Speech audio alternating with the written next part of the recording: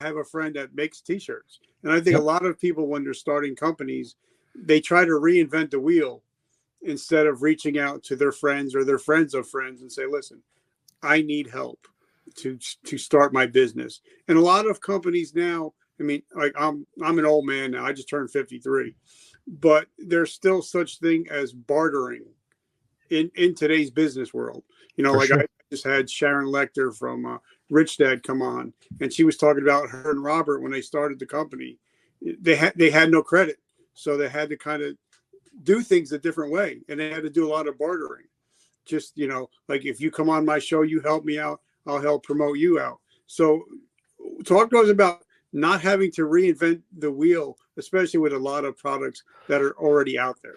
And that's a big deal, right? Because so we could really go into depth with this, but reality is if you have somebody help you who already knows how to do something, you're baking in a certain level of scale into your business. And this is why unless we're working on a hard tech, like a science thing, something that's never existed ever, and then we're collaborating with experts, we're working with the right contract manufacturer, we're putting the right resources in place to make sure that we can be successful. But when I look at people just starting, I have a roadmap we call the traction product framework. And there's this temptation to say, like, I'm going to roast my own coffee beans, right? So I said, okay, step one is now you need a space. Step two is you need to have the machine. You have to figure out how to do it.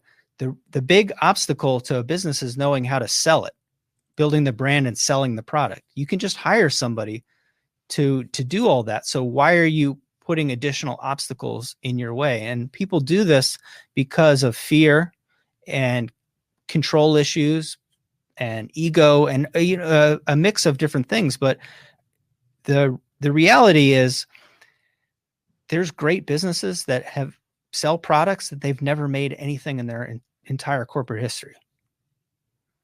That they just curate brands. There used to be malls filled with these companies, right? But if you look at a lot of really successful brands all the way up, you see like Apple's got $1 trillion in the bank, and now they're just thinking about making their own product, right? Because I think when you look at that scale, Steve Jobs was burned because when they started, they had to build their own product in their garage, and he realized, wow, I am a great salesperson. I can generate demand, but as long as I'm making this myself, I can only sell as much as I can do.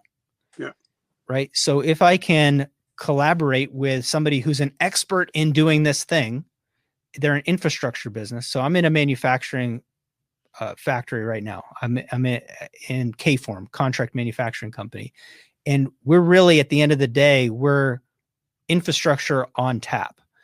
But the mistake that a lot of entrepreneurs make is they want to make that hat that you have. So their first thing is to save up money for the embroidery machine.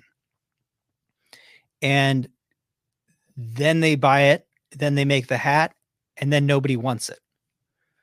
And then I see this all the way up, and people come to me and they're like, okay, I've hit a roadblock. How do I actually sell my XYZ? Right. And I feel like people make things more complicated to avoid the stuff that is out of their control. Or really smart technical people do this all the time. They spend forever building the product, and because it feels comprehensible, it feels approachable, they understand it.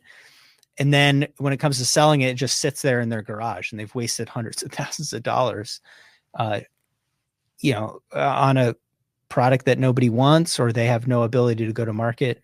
But I don't know if that properly answers the question. Yeah. But like when I first started the show, I used to joke around. Every veteran, when they get out of the military, wants to start a T-shirt company, a hat company, liquor or coffee, and I got 3 out of 4. But it's kind of I had to realize, because I'm a big Shark Tank guy. I actually just had Mark Cuban's brother on last week talking about stuff. But it's amazing how when